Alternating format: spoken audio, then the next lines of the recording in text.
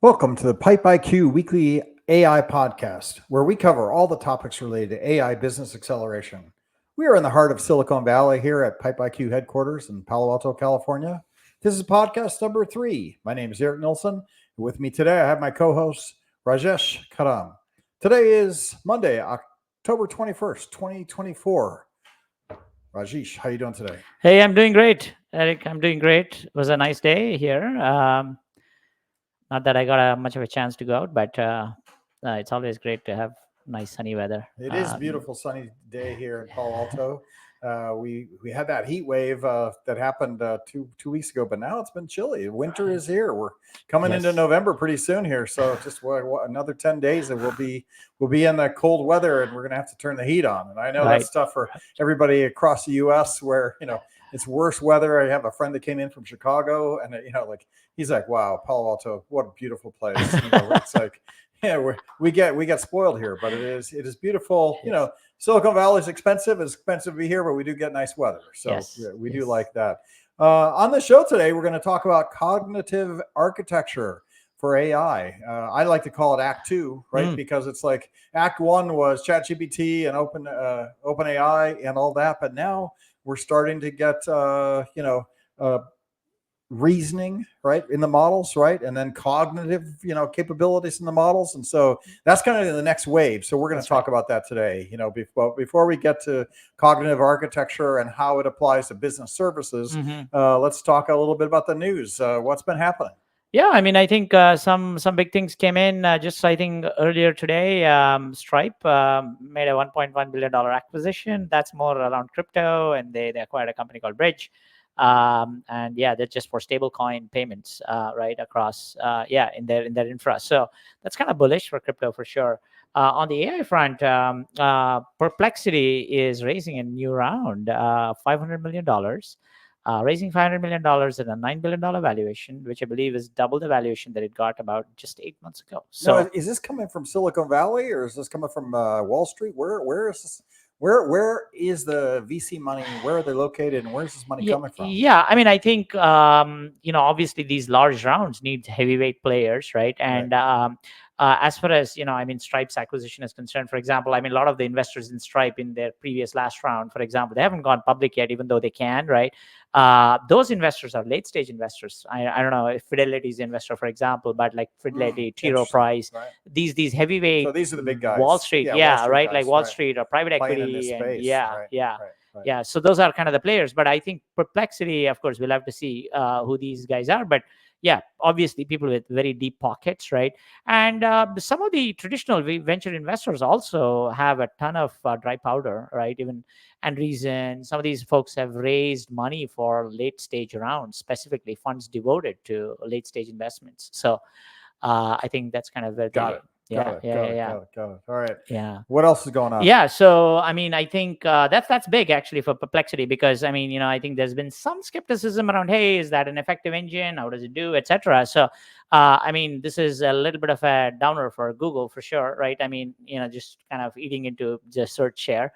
That's what it really means, right? So Google, there's OpenAI eating into that search share. Now there's Perplexity, right? So Google definitely has a thing or two it has to worry about as far as showing up its sort of position is concerned, right? They're late to the game. They're late to the game. I think Apple, some of the Apple engineers announced this week that I don't think they meant to announce it. I think they were just discussing it on podcasts, right? Where they're 2 years late, right? Like they were off building self-driving cars, and then Apple reorganized. I have some friends that worked on the self-driving car projects, and they came in and reorganized that, canceled the car project, and then said, hey, you guys are all working on AI. But, as we know, you just don't take, car automation people. Now, there is some AI when it comes to, car learning, map learning, that kind of stuff. But, you just don't take a team like that and turn them over and go, guess what? You guys are AI specialists now, right? Like LLMs. And all that. And so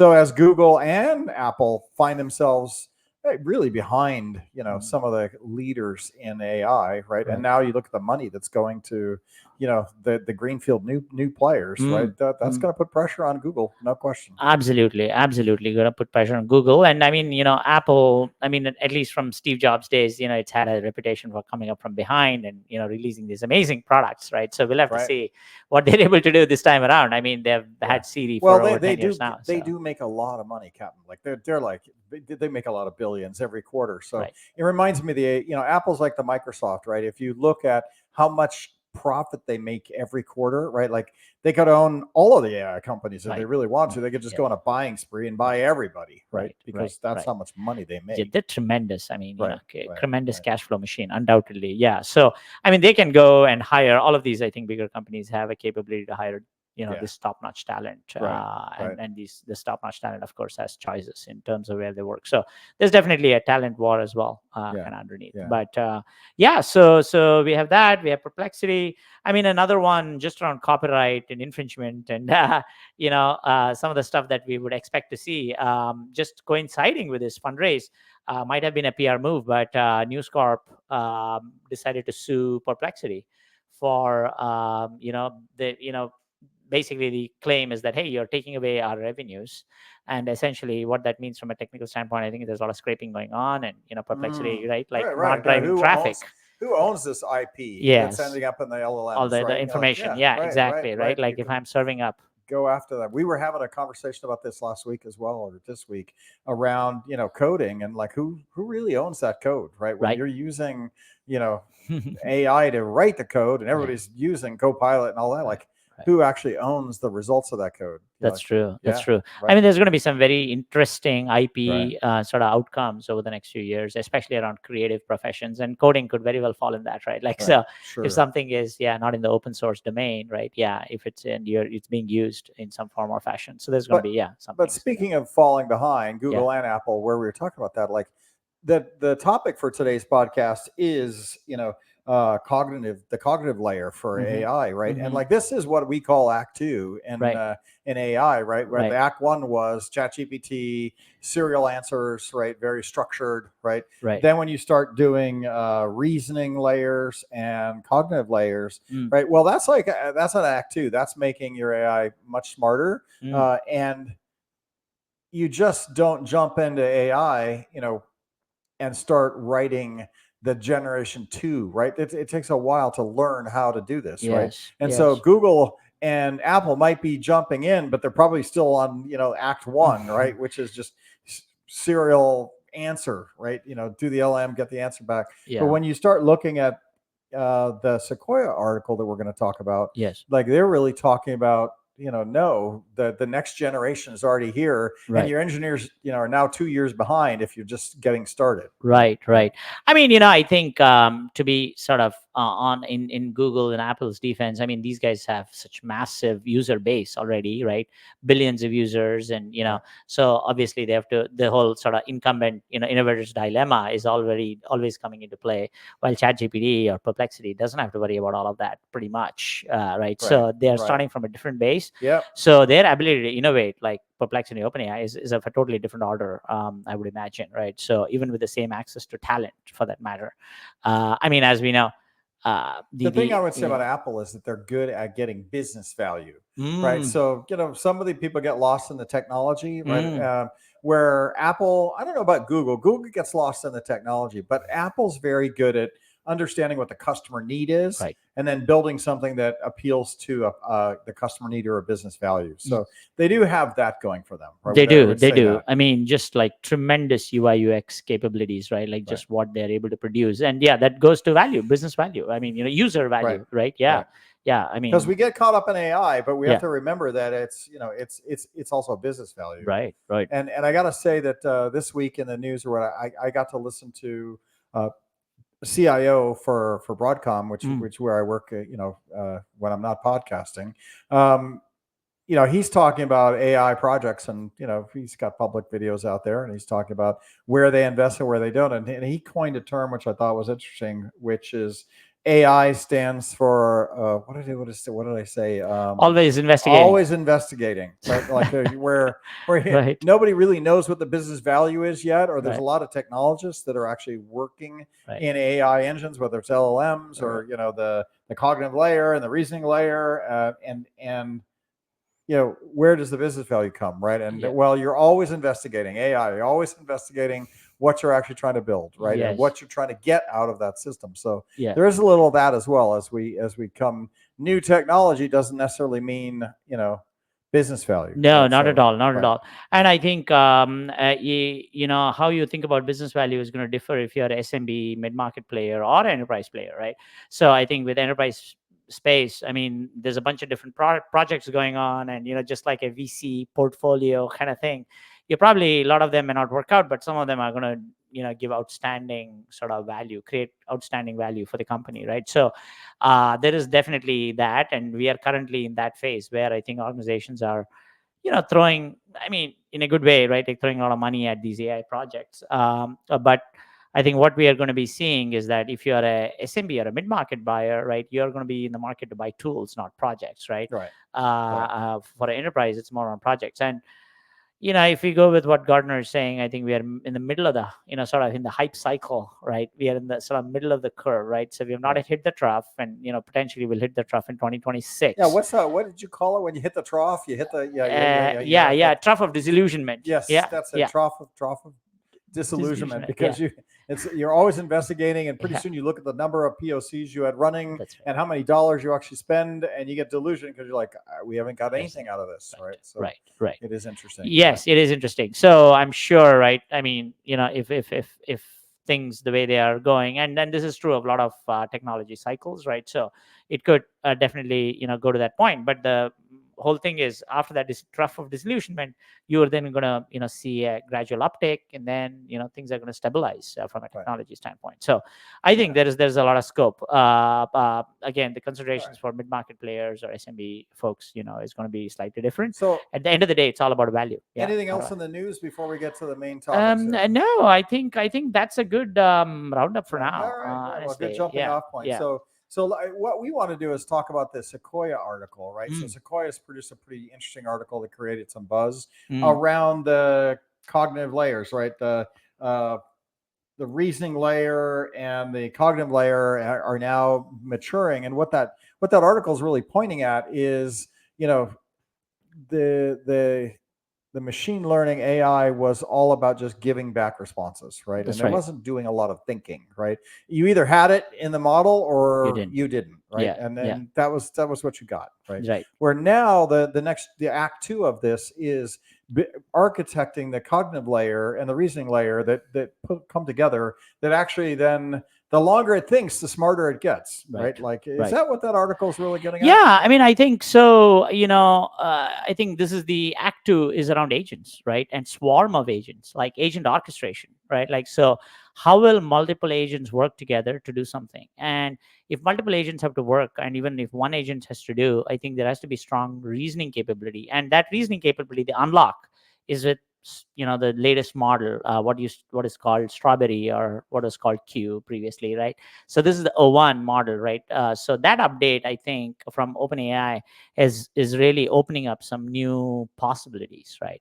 And that possibility, in short, is the ability of the LLM to reason and reflect. And if you ask a question, it can sort of pause and think about think about it before it gives a response, right? So I think so. A couple of things here, right? One is, if you took a system one, system two sort of responses. System one example would be, if you ask the LLM what is the capital of Bhutan, right, and gives a simple straight answer. Either you know it or you don't, right? That's pretty much part of the knowledge base, right? But a second one, like more a system two response, would be something that involves reflection or thinking, or how do you approach? How do you go? How would you go from place A to place B when there's an accident right? Like, I'm thinking about why you're asking that, or what you're asking. What you're asking, knowing the context of what you've already engaged with around that city, and then giving answers back based on talking to a real person. Right? Yes, talking to a real person, because they know and my context, and they're thinking about it, and then they're offering up some something besides just a straight line answer. Exactly. So I think that's kind of the system to kind of thinking, and the underlying sort of not thought process, but what I think there's two other sort of terms here which I think is interesting is training time compute and inference time compute. So training time compute being, right, the stuff that the LLM has been taught in training, right, and that's where, so whatever your system one responses are coming from. But this inference time compute is the new thing, which is, okay, during inference time, if you give me enough time, I can come back with a more reasoned, thought out answer. And I mean, they show a couple of charts in the article about how the longer you allow it to think, the better the response, the higher the quality of the response, which is a pretty amazing thing. Like right now we have the, yeah, like the ability potentially to create new systems, and that's where sort of the swarm of agents and kind of concept comes through, right? So, I struggle with this whole concept though, because like, isn't it just your model isn't very good, and so you need more time for the computer to grind on this model, and therefore you need more time, and the longer it gets to grind, the smarter it gets. I mean, of like, course. where do you draw that line Yeah. between like just getting a faster CPU, or Right. Sure. their models aren't that good yet, or they haven't refined the idea of cognitive, right? So they're going, well, we need more time to do that, right? Of course. It's not Of like it's course. a human sitting here thinking, right? But Right. I guess the point is that I it mean, is trying to think, right? it is absolutely trying to think, and the whole point is, yes, it may. I think what we'll see, just like with costs coming down, for example, I mean, I was reading a couple of days ago how the costs on 3.5 or 4 have come down by 98% since the last release, like crazy dropping of costs. So it's literally a knife fight between some of these foundational model providers in terms of being competitive, right? So we are going to see improvements in how fast this reflection or thinking happens, right? So that's going to dramatically go down. So I wouldn't be surprised if we 12 months from now we are saying, hey, oh, this thing has improved in its performance by And I read the article, and where the article ends up getting to Yeah. is services, right? That Mm. actually services require thought, right? It's not just an answer. It's Yes. like it Yes. requires thought. And so Yes. as they had a pie chart that showed, how many applications really do a good job at services, and the Right. wedge is very small, right? Right. There's Right. not very many that actually tackle this market, and the Right. market is pretty big, right? Like, Yes. right. Yes.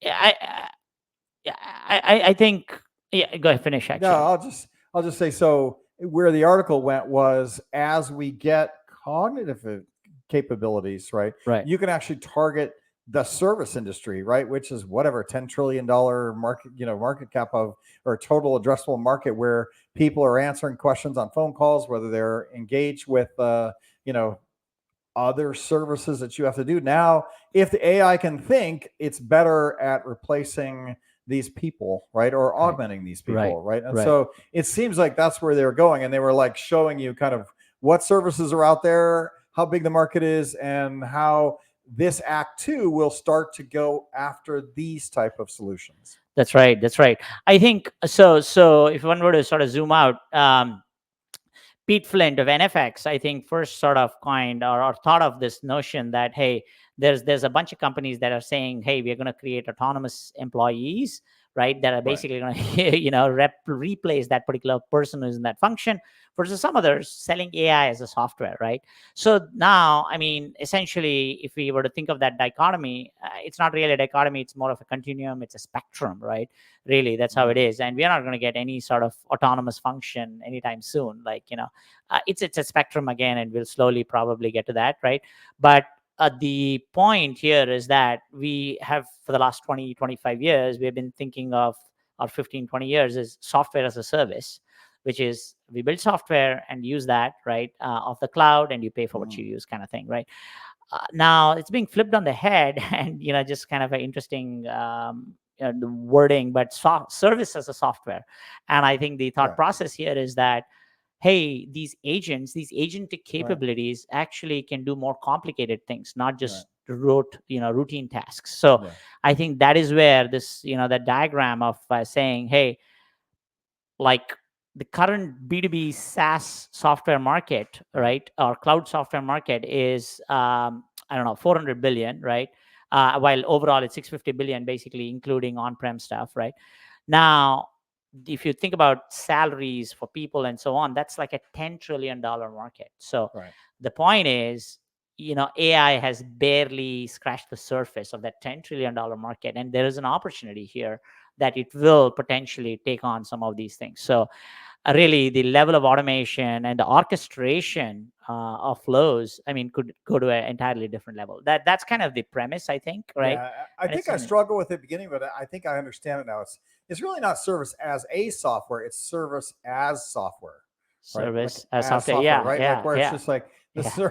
you're building the service Right. from software. It's service Yes, as software, right? that's right. And it's almost like human services as software, right? That's Right? right. Because That's it's like right. a lot of the services today are all human based, right? Mm, And now mm, as AI comes into this, and you have cognitive ability, mm. now it all of a sudden is, and that was I think that created a lot of buzz around the Sequoia article, right? Right. Because people started to realize, oh, yeah, we're building that, and PipeIQ is Yes. a perfect example of that. You guys are building service Agents. as Yeah. software, right? Yes. And yeah, Absolutely, absolutely. And I think what the Sequoia article does a really good job is sort of bring together a bunch of different aspects, right, in a really nice, tight fashion in that article. I think that's what resonates because independently, a lot of these things have been discussed, right, like AI agents.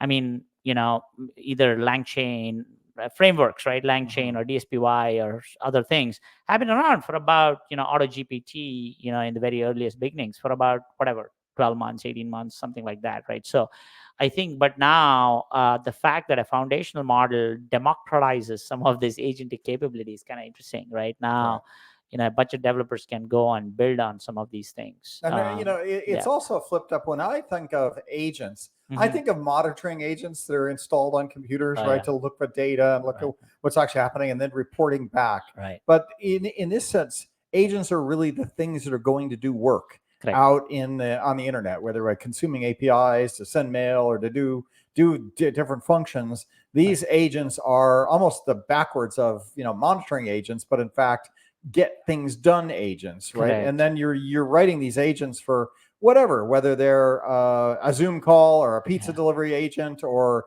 Yes. whatever it is, so that your AI gets the data, is building a service, and then the service has to do something, and so the agents are the doers, right? Yes, yes, Right, absolutely. And that doing could be an agent that's monitoring something, right? Hey, right, did company X post a new job or did a new employee join and so on and so forth? So, right, that would be a monitoring agent, a email writing agent, a calling agent, right. right, like something that does a internet search and comes back with the results kind of thing, right? So, or it could be an internal microservice, right? That's doing a particular function. So there's going to be all of these different agents and they have to be sort of tied together in some nice fashion, right? And then they interact with each other to create now something of value for an organization, right? Like for an enterprise, for a particular function, for a Mm, particular, right? Like, so I think there is a lot of buzz. I mean, I think again, the Sequoia article is kind of interesting and timely, right? Like, I mean, A16Z has been posting a bunch of stuff about, kind of co-pilots or assistants, right, for different roles. Yeah, Foundation Capital. I mean, there's Mayfield and so on. Mayfield has a, like a billboard on 101 actually right here mhm. in your, I think, Redwood City or San Mateo. They have a billboard, right? Where, they're actually saying, hey, if you're working in a garage on a project, we'd like to hear from you, right? So I think this is that $10 trillion TAM, right? Right, That is right, attractive, right, to right. investors. That these, yeah, right, And folks are then, and targeting. then, Yeah, when we're talking about marketing automation tools, right? yeah, And sales acceleration, right? right, Like right. this is one of these service things that are Yes. out there now. It's less service the way we think customer calls in wants service, and Mm. it's more of a service, software service as Yes. software, where you're actually building out a capability that will either augment your sales team, Hmm. or augment your marketing team, or replace your marketing team, Right. right? Or Right. add additional capacity to your team, right? That's right. That's right. So, and then these agents enable that, right? The agents enable that, and I think again, I mean, there's, every function. Like if you think about it, sales and marketing salaries account for about 1.1 trillion, right? Like, is one number sort of I saw, right? And each function is very deep in its domain, right? Like jobs to be done for an account executive, for Mhm. SDR, for, I don't know, for a mortgage consultant, doesn't matter which area you think about, or a plant biologist, right?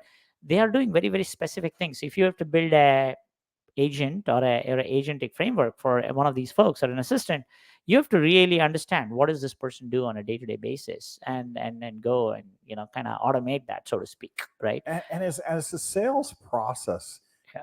automates, right, and goes more and more digital, because Mhm. if you really look at selling nowadays, half of what you're doing is all digital, right? Right. You're processing Right. online orders, you're processing online communications with your customers, Right. you're canvassing by sending mail out to people, doing Right. cold calls. It's probably 50% of the job is digital, Right. right? And Right. if you can then build AI to help with that digital workload, Yeah. you're just freeing up your sales team to do that. And that's kind of like this concept, right, of the Premise. Yeah. yeah. Yeah. Absolutely. I mean, your average, these days, they say, your average prospect, right, is doing 80% of his research before they ever talk to a sales rep, right? Like, or an SDR for that Sure. matter, Right. right? So there's tremendous amount of work that they're doing. Right. That's all digital, right? It's not like they're gonna. Yeah. Yeah. I mean, it's all being and done on and, the internet. and Yeah. even as a community guy like myself that Yeah. runs big community, 5 Yeah. million member community, Right. the community does call deflection, already, right? Right. And that gets us $5 million worth of value. But Right. if you really look at the community is actually helping sell the product, right? Right. Recommending products. To your point, Right. most people already do all their research. They work with the community. They Right. got, and we're looking at, like, is AI, is uh, service a software, right, which is a community member, right? You could a community member is just a service component if you Right. really look at it. Right. It's a free service component because you don't have to pay a community member. Right. They're just doing it out of the goodness of their heart to share. Right. But in the end, if you could have an AI engine that can do that same work, Right. then do you really need to have a community there, right? Or can that just can the AI just figure things out and post things and answer questions and engage with them, right? Yes. So it is interesting. Yeah. Right. Yeah. No, and I think, I mean, on both sides of the fence, the person on needing an answer to a question and the community member answering the question, both will have access to AI. And I think the opportunity here is maybe that conversation discussion between those community members is going to be just taken to a much higher level, basically, right? Like all the basic questions you don't need to answer over and over again, like right. it's kind of quote unquote your FAQ. Yeah, if you take the learning aspect Yes. of AI, right, that's constantly learning, right? Mm. Learning, listening to this podcast, it could be learning, right? We're publishing this and it could be listening and Right. putting a transcript, putting it on the model, and it's just constantly learning. And then that makes your service smarter. that makes your service, your assistant, or whatever you call it, definitely smarter for sure. So this Sequoia article really just brought to the forefront this notion of service, right, and agents to do these services, and what the total size of the market is, and where it's at, and we call it Act 2, or the second phase of AI. Yeah, and I think there's a couple more things here. I think that they have sort of brought the whole idea of cognitive architecture. I think is interesting. I don't know if they brought out this term in their previous Act 1 sort of article, right? I don't know, a year or 2 years ago, but what is interesting now, you have the reasoning layer in the foundation model. It's able to reflect and think before responding, okay, whatever you send to the API.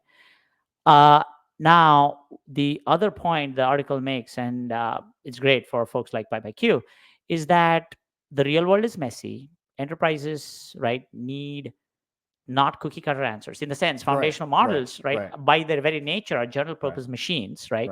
So the article makes the point that these AI researchers are not particularly interested in solving like domain specific problems. That's not their thing, right? Like that's not their thing. So that's where application developers or folks in the application layer come in, right? Like, so you take this focusing on a domain problem, focusing on a domain problem, right? Right. So take this general purpose expertise that an LLM offers, and then hone it, shape it, right, and make it relevant and useful, right, for that particular function in a particular company and enterprise and a kind of enterprise, right? Again, what you build for a mid-market player could be very different from what you build for an enterprise player, as an example, right? What you build for healthcare could be obviously very different from what you build for supply chain, and so on and so forth. So I think that is another additional point I think this article is making, which is super relevant. And the point that if you were to think about how investors thought about quote unquote GPT wrappers about 2 years ago, which is hey, he or she is just hitting OpenAI and getting a response, and so that's kind of a wrapper. Now this article talks about how that's kind of coming full circle. It's not really a bad rap anymore, kind of thing, right? Because these models are developing so fast, those capabilities are, I mean, dramatically improving. So if you take, there's a trade-off. I mean, I take a llama 3 or an open source model or a mixed role and then fine tune it, etc. I mean, OpenAI could leapfrog and give that to you in 4 months time, right? Like, so you got to, as somebody in the application layer, you got to think through that. What are the trade-offs, even when you build agents or a swarm of agents, right? Like, so Yeah. I mean, cost considerations aside, there's definitely costs, right, that'll come into play, right? What is swarm of agents like, and how when I consider swarm, I'm considering Bees, no, no, no, yeah, you have bees. I know, not bees, but like, drones or something. They're communicating. They have a Mm, fabric that they're mm, working and communicating with, and then right, they're accomplishing a bigger goal because right, the swarm is behaving as a swarm, right? right, Whether right, it's right. the API interfaces. So Yes. when we say swarm of agents, or is that what we're talking about? That these agents self communicate? That's kind of, I mean, yeah, that's the beginnings of that, at least, right? Like with agents, I think we the intention is that, I mean, I think, I don't know, if you had to plan a trip to Bali, right? I guess, as an example, there's some bit of complexity involved with hotel rooms and flights and, what's the Right, lowest right, price, yeah. etc., and particular context about And you, right? each one of those agents handles Some that. component of Right, it, right? right. And then they have to communicate with each other, obviously, Mhm. right? And to figure out, to come up with the most optimal outcome, right?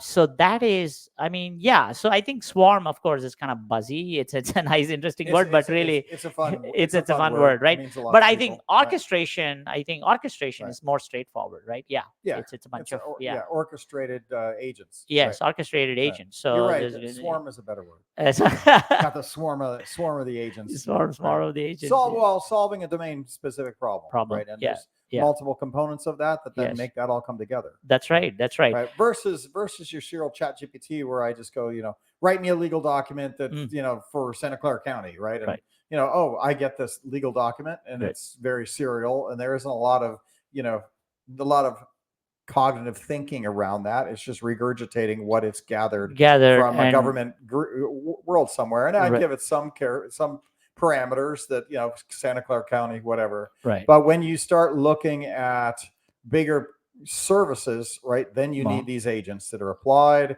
and then, cognitive thinking, probably helps you determine what you want those agents to be doing, right. and then you get a result. Yeah, exactly. I mean, what if, I mean, imagine, property taxes, right? Something that can go file your property taxes for you or something like that. I don't know, right? Or looks after the home maintenance, right? Like calls the plumber, calls this predictive maintenance. Who knows? I mean, there's all kinds of possibilities here. I mean, that's much more I, complex, which I involves want QuickBooks to tell me when it's time to send in the quarterly tax payments, tax because I payments. always miss Yeah, those, and then I right. end up getting a fine Penalty. at the end of Yeah, penalty at the end yeah. of the year, right? Where Right, it would be right, nice to have that AI capability right. with agents that are actually looking Mm, at how much revenue I'm making for my bank. What does that look like? You right. could see where they could actually have an AI, swarm of agents that are monitoring everything that's going on and then Yes. solving this, as opposed to me getting a tax return at the end of the year going, oh, Yes. look, I got a penalty again. Yeah, Right? yeah. And I mean, I think some of the more complex tasks even now continue to be, sort of unsolved. I mean, so clearly I think there's massive opportunity. So that would be my, I think, Right. those are a couple of some new, I think, sort of things, right? I think that come up here. So Yeah. let's switch gears here a little bit, Mm, because we are talking about the SCOIA article mm, that covered the reasoning and cognitive layers mm, of the AI Act Two, like to mm, call it, mm, but then also all the services that are out there. So let's talk a little bit about PipeIQ. I mm, believe that you basically took the notion of this Act Two, this mm, model, mm. and built your architecture around this. Yes, yes. So, I mean, honestly, my thesis for a while has been the fact that, these models, foundational models, are just so sophisticated and improving so fast. My emphasis always has been on the domain expertise, right? Like, Right. so Yeah. I have like Yeah. whatever, 15, 20 years in Focus the on valley. Yes, on pipeline, right, pipeline, right, building pipeline, generating right. revenue. How do we do that, right? Let's solve that problem, right? Using AI, but Mm-hmm. stay in the app layer and leverage, right, these foundation models, right? I mean, that's kind of my thought process. And of course, build your own models if you need to, but just remember, right, yeah, like the space is moving very fast, so you first kind of what do you call, build very, very strong competency in the workflows. Yeah. Go do your workflows. That's what right? I was say. It's really about workflow It and the is. sales workflow, and Yes. what are the key elements that you're trying to promote for your Yes. sales flow.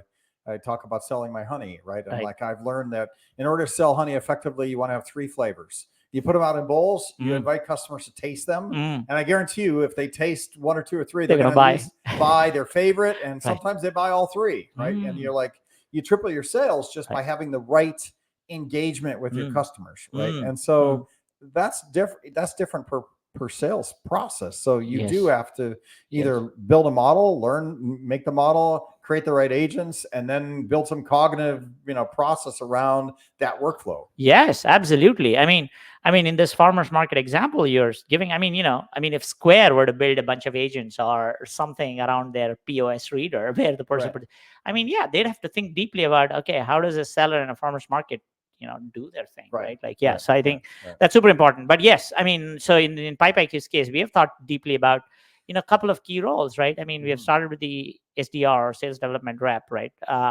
And SDR, and then the account executive, for example, right? A couple of key roles where there's a bunch of complexity. The churn rate is very high with SDRs, for example, and there's a bunch of repetitive tasks there, right? That could potentially be low hanging fruit, right? So we've chosen to sort of focus there, and then think about account executives as well. And the surface area here is massive, right? And this is what we're going to see. My prediction, I think, our thesis or hypothesis is that over the next, let's say, 24 months, right, you'll see folks, as they build domain expertise in one function, they'll start sort of gradually, right? Like, that's how you build a platform play, kind of a land and expand strategy, right? So you'll see some of these players, build, I don't know, an autonomous agent for SDRs, then it goes to AEs, and then maybe you do it one for recruiters. Some roles lend to them. There's a whole question around data, right, which we haven't talked about, but all of these AI systems, of course, need data, right? And there's different kinds of data. I think as an application layer provider, you want to have some sort of a data moat. Clearly, right? If you don't have that data moat, well, I wonder if you can have smart agents at the same time. So I'm thinking Amazon, right? And I want to sell on Amazon, and there's a known set of things you have to do on Amazon to get sales, right? And so, like, you could almost build some of these default templates activities into your agent itself, right? If the agent is going to go off and interact with Amazon somehow, right? Like, I'd list your product and get there, gets a, and then encourage people to buy it and offer them a discount or whatever that is, and send them mail once they click on something, or, as you say, monitor a website and see how long they're on a page, right? And then you do that. Some of that requires a data model, that's sophisticated, but some of them are just like almost like template agents, right? This is how we're going to do this. Think about it in the same Amazon example, right? Like a price monitoring bot, right? So if you're selling some, right, whatever is your product, you want to be competitive. How many competitors? What's their pricing? And so real-time price optimization problem kind of thing, right? And people have been tackling that pre-LLMs as well. But like, just with I think these foundational models, potentially it could be taken to an entirely new level, right? Who knows? I'm not into price optimization, but that's an example where clearly agents can come into play. And could there be an agent that's going to go set up your Shopify store and Stripe and all the whole orchestration and go buy from some Alibaba in China, identify a vendor? Right. You could actually have the swarm of agents doing the buying and the selling and arbitraging all at the same time, right? Where and there are people that do that, make a lot of money doing that kind of arbitrage, right? Where they're doing that, and you could see that an AI could not only sell but buy and set up and sell at the same time, right? Or, and this and that comes more back to service as software, right? As you build the software to create these services, right? It becomes very powerful. It becomes very powerful. And again, real world is messy, and what you do on Amazon is not going to work on Shopify, right? And so on and so forth, right? Like, to me, there's also a process element. Sales, when I tried to roll out social selling into VMware a couple of years ago, maybe 7 years ago, and we made complex slide decks that we went to our sales kickoff meetings and had a booth and got people. But there's a cultural thing around salespeople, right? There is a learning, there is a training that actually happens, right? And sometimes it's an augmentation strategy where you come in and say, look, this will just help you, right? versus a replacement strategy or an independent strategy. Well, how are you guys thinking about that when you're talking to PipeIQ? Yeah, I think AI systems in general, at least what I've seen from an application layer standpoint, even PipeIQ, right? Like we try to embed ourselves as much as possible within the workflow of the, of the sales rep, for example, right? That potentially has the highest ROI in the sense that the user doesn't have to change much of his workflow or what he does or how he does it, but yet derives a lot of the benefits that you get from AI. So that's point number one. Point number two, when you think about it from an autonomous orchestration standpoint, maybe there again you can take some things off of the plate of the sales rep now, and that may be just done in the background without you having to worry about it, right? So like if you can get meetings for sales reps, you don't need to worry about the meeting or how the system gets a meeting as far as it's doing within, with the appropriate guardrails until the meeting shows up in your calendar, for example, right? Like that's when you, okay, all right, I have a meeting here. PipeIQ set up a meeting. Yeah, right. And here's some call notes they've already given me, and they've given me a call script too, or right. I Now mean, you just engage with a potential customer because he spent 20 minutes on a page learning about your product, right? That's right. So, that's right. And that's, that conversation, right, is something that the AI is not able to do a great job at yet, right? I mean, we're going to have agents for that as well soon, looks like. But again, right, I mean, there's a lot of stuff that I think between now and then that has to be worked through. So I'm assuming that PipeIQ works with enterprises and commercial size customers. You're not looking for the small shop doing optimized sales on Amazon, right? But you're looking at enterprise sales organizations, enterprise, mid-size enterprises, right? I think the team has the competency and has the background, has dealt with these kind of customers before, so we know what a rollout looks like, right?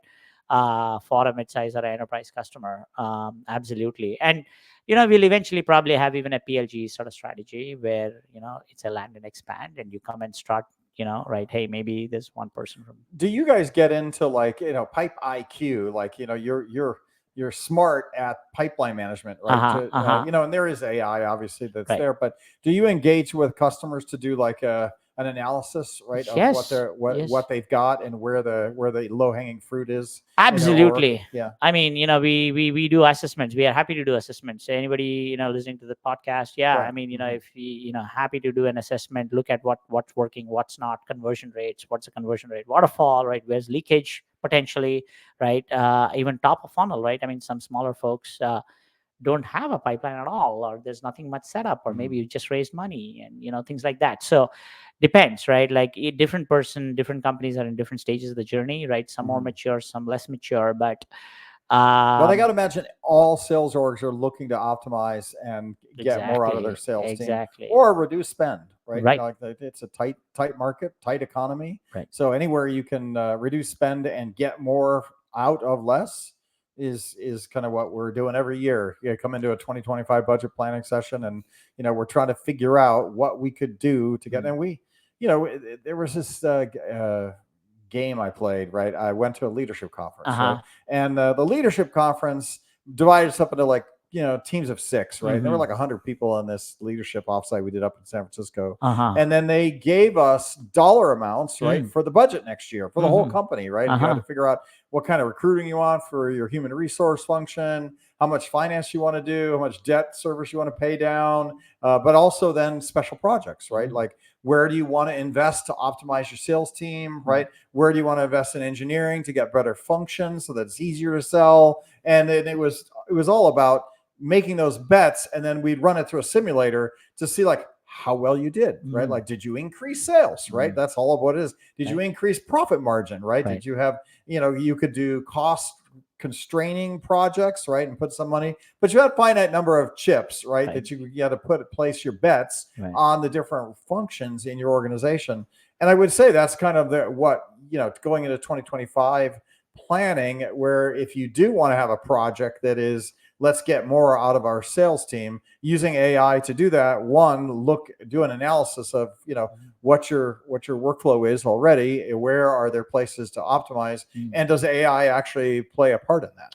That's right, absolutely. I mean, I think on the revenue side, it's all about revenue lift, right? And of course, right, reducing cost. So on the customer support side, it's more around, or customer success, customer support, I think it's more around how do we reduce costs. So I mean, I think ROI conversations is front and central, and I think amongst the multiple sectors, where AI is being deployed, talking about, a trough of disillusionment and hype cycles and so on. I think by far sales probably even more so than marketing. I mean, go to market in general. I think overall as a pie is probably a pretty attractive place in terms of the fact that it can demonstrate ROI in a very clear, very cogent clear. fashion. Yeah, very clear fashion. sales is very very straightforward on demonstrating ROI. Yeah, It's like, yeah. it's just right there. Right? Like you you either did either it or didn't. yes, Right. Yeah. So. Are there industry sales conferences that are out there that people go to learn, how to optimize your sales team? Is that kind of stuff exist? I mean, I don't know. I mean, Dreamforce, of course, is one of the bigger ones, right? I mean, there was but that's not really industry. That's just Salesforce, right? Yeah. But I guess that's probably. I mean, I've been to those. Yeah. I've been to Dreamforce and engaged there, and yeah. I mean, there was a conference in Austin, I think, just last week or something. Yeah, GTM. Yeah. There's a bunch of events, but I don't know. The top of mind, high quality. I'm not sure. I think Dreamforce comes to mind really, in terms of bringing a bunch of practitioners. Where practitioners, sales practitioners, right? That are, and it's not necessarily sales people. It's the company owners. It's the management that goes to Dreamforce in order to figure out how to penetrate sales, right? That's right. Right. Yeah. Increase sales. Yeah, I mean, I think I mean, Salesforce can be a pretty big line item in your budget for many companies. So, and I mean, even that disrupt. I mean, I think we should probably in the next podcast. I think we could discuss stuff around. Well, this gets back to my artificial intelligence is always investigating, right? Yes. And that's what I'd say. Like at some point, this industry is going to have to mature to be able to say, what am I going to get? Right? I've got workflow issues. I got people issues. Right. Now you're asking me to invest in this technology, right? Which again is always investigating. It should be investing. Always investing. Yeah. Right. And then what's the ROI on this, Yeah. right? Like, and how long does it take to implement this stuff? When am I going to get payback? Because I think and that's where, for me, the service as software should do a better job at this, because you really are domain specific, right? You're coming in going, okay, we're going to save you X amount of dollars or increase your productivity or, yes, filter out bad leads or whatever you're using the AI and your agents for to accomplish this, to optimize that workflow. Yes, absolutely. I think ROI is definitely front and central, and I think there's very clear markers that you can see, right, especially in a sales funnel, that you can sort of peg against, benchmark against, and see what kind of outcomes you get. So it's the right kind of conversation to have. Yes, it's an investment. Well, so we've been going for now 50 minutes, almost 50 minutes. Wow. Time flies. Time flies. Fun. Yeah, it does. I like to finish up and talk a little bit about what excites you. Yeah. And then we'll talk about maybe what are you scared of, but like anything this week that got you excited? I think after the space takeoff and landing thing, it's a hard one. It's a hard one to beat. But I'm overall, I mean, honestly, every day I'm seeing different things. And one thing we didn't talk about, the swarm of agents thing, is like last week I saw OpenAI released a new GitHub repo around the swarm of agents, just quote unquote educational purpose is what it says. But I'm sure over the next 3-4 months. And is it code based on agents itself, or are they offering? I look at GitHub and I assume it's code, but yeah, it is. It's some sort of a framework. Right. Again, I mean, I guess there's LangChain out there. Or LangGraph, right? And so I think this is an attempt from OpenAI. So I'm not dug into that too much, but that's an interesting. Again, it's a smaller sort of development, but I think I'm pretty bullish about just the fact that the macroeconomic environment, right, I think is moving up slowly, trending up. Oh yeah, that's so true. that is good news. I think we get through the election season. Yes, and we'll get back to business, right? More stability and more clarity. Well, I got to look at my week this week. The thing that I was blown away at was Boston Dynamics came out with their new robot, or at least I got exposed to it. They might have already come out with it, but there's now videos on YouTube of their new robot, and it's the big the Boston fully autonomous droid kind of robot was very big and clunky, but it had a big big engine pack on the back of it, Mm-hmm. and it was hydraulic oil servo based technology. That was the old Boston robot, and you saw it dancing and doing flips off of the boxes and pretty impressive stuff. Yes. Their new one is all electric motor driven, right? So no more oil hydraulics, right? Now it's just electro servo motors, right? Very sleek, very clean, very packaged. Maybe a little bit thinner, smaller, but lithium battery pack driven, Amazing. all electric. Right. And let me tell you, if you've seen the dogs do their little fun tricks, their Android is even better, right? And they're going to put AI in that, right? Yes. And so one of these days we're going to have people mowing my grass and walking around my house and doing my laundry. And exactly. I just want somebody to mop the floor, mop the floor, vacuum, and mop the floor, and maybe even put the dishes, the dishwasher. Right. Just have company, right? Just have I don't know if I want a dog for company, but I wouldn't mind having like a virtual me or virtual somebody there that are there. And I think their prices are still pretty high because they get into defense contracting, and I'm sure they're industrial automation and that kind of stuff. But it is really nice, right? That's pretty. So that excites me. There's AI, but there's AI in self-driving cars, AI everywhere, and AI in a drone.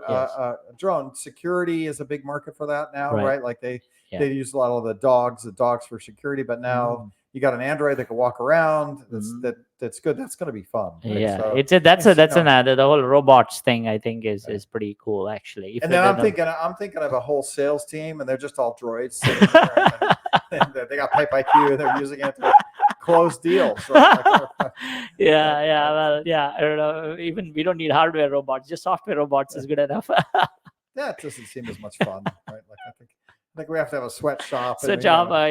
Whip the robots and make them work harder.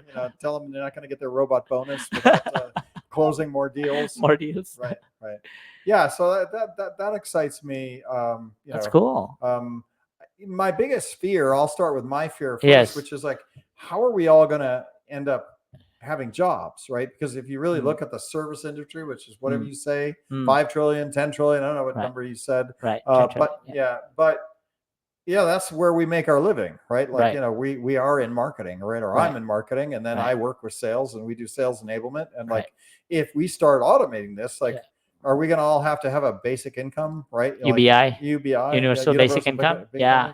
Like, I'm worried about it. Maybe this is going to go slow enough that I'm going to retire in 10 years anyway. So maybe I don't really have to worry about it. Don't have to worry about it. Yeah, maybe our kids have to. Right. Yeah, I think even philosophers, if you think about it from for a second, from a philosophical standpoint, there have been philosophers who have asked in the 80s, actually, what are human beings going to do, right, when everything is going to be done by machines or robots or computers, right? Right. So I think this thought is not new, right? What are human beings going to do? And I think, honestly, from my standpoint, I think the way I think about this is really, one framework could be Maslow's hierarchy, right? And so self-actualization, actually, right? Reflection, meaning, right?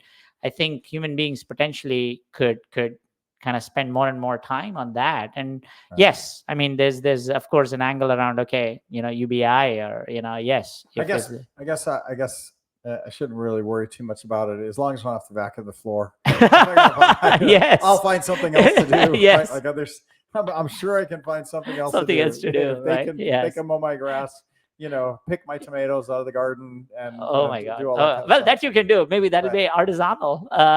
You pick the tomatoes of the not of the grass, of the plants.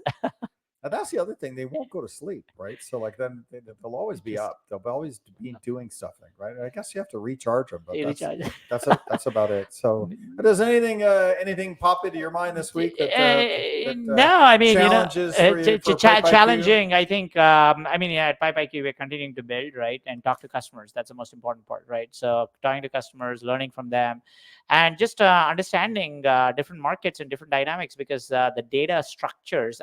Again, the theme of data is ever present, really, right? So some sectors, verticals have data characteristics that are different from other verticals, and that's definitely sort of been on my mind.